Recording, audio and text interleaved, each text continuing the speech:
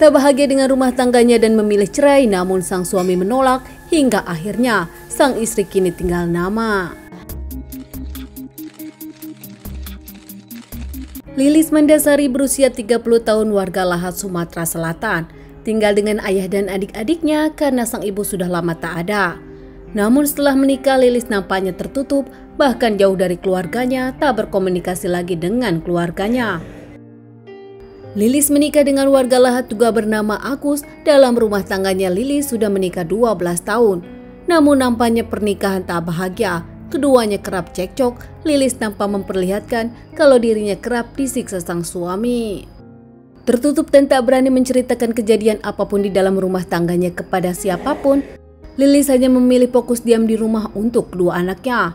Namun nampaknya ketidakkuatan Lilis mendapatkan KDRT dari sang suami Agus akhirnya membuat Lilis bercerita kepada kakak pertamanya. Pernah suatu hari Lilis yang tak pernah datang ke rumah sang kakak tiba-tiba datang ke rumah kakaknya menceritakan kalau dirinya mendapatkan KDRT dari sang suami dan tak kuat lagi berumah tangga dengan Agus. Namun nampaknya Lilis tak bisa pergi dari Agus karena mengingat masih punya kedua anak kecil di rumahnya yang Lilis harus jaga dan rawat. Di awal sang kakak tak percaya, namun tangisan Lilis dan bukti-bukti yang ada memperlihatkan kalau suami Lilis melakukan KDRT kepadanya. Sang kakak memberi nasihat kepada Lilis dan memberi juga semangat serta mendoakan Lilis tetap bisa bahagia dengan anak-anaknya. Belakangan Agus suami Lilis bukan hanya kasar dan melakukan KDRT, namun selalu pulang dalam keadaan mabuk dan juga sang suami tak memberikan uang kepada Lilis hingga akhirnya Lilis mencari nafkah sendiri, berjualan gorengan untuk keperluan anak-anak di rumah. Sudah mencoba mempertahankan rumah tangga untuk kedua anaknya, namun nampaknya Lilis tak bisa bertahan lagi dan menyerah.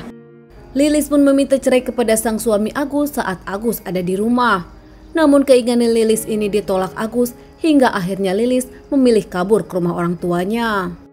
Sore itu Lilis kabur ke rumah orang tua yang juga di rumah orang tua sedang ada kakak pertamanya. Lilis belum sampai, ternyata didului Agus yang memang sudah sampai duluan. Kakak dari pertama Lilis sempat WhatsApp kepada Lilis untuk jangan datang dulu karena Agus di rumah, namun nampaknya terlambat. Lilis terlanjur sudah sampai ke rumah dan langsung dicegat Agus. Tini kakak dari pertama Lilis langsung saja menyeret Lilis ke kamar, namun Agus ngamuk hingga membawa buku nikah dan juga kartu keluarga serta senjata tajam. Membakar surat-surat penting kakak dan juga buku nikah, Agus menyebutkan pernikahannya memang sudah hancur. Amuk-amukan Agus membuat Lilis takut, akhirnya Lilis buka pintu.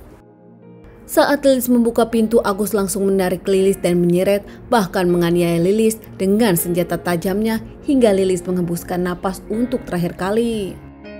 Panik dengan kondisi Lilis yang nampak sudah tak bernapas lagi, Agus pun kabur dengan motornya. Sementara kakak Lilis dan adik-adik Lilis menjerit meminta tolong kepada warga. Saat itu, Lilis langsung dibawa ke rumah sakit, namun sayang tak tertolong. Keluarga dari Lilis pun langsung melaporkan kejadian ini kepada pihak kepolisian. Tak lama pihak kepolisian olah TKP dan langsung saja mencari Agus, pelaku penganiayaan serta penghabisan nyawa Lilis. Tak lama berkat kerja keras pihak kepolisian, akhirnya Agus pun berhasil diamankan. Saat itu, Agus mengaku dirinya kalap karena tak terima sang istri meminta cerai. Mengakui perbuatannya salah, Agus pun menyesal dan Agus kini hanya bisa meminta maaf kepada keluarga Lilis. Bahkan Agus pun menitipkan kedua anaknya kepada keluarga Lilis. Agus sendiri diadili dengan banyak pasal dan kini terancam hukuman seumur hidup. Keluarga Lilis menyebutkan tak menyangka Lilis sang anak meninggal di tangan orang yang dicintainya. Teman-teman, sekian dulu bahasan kasus kali ini, ditunggu bahasan kasus-kasus selanjutnya. Semoga kasus yang aku bawakan kali ini bisa menjadikan pelajaran hidup untuk kita semua.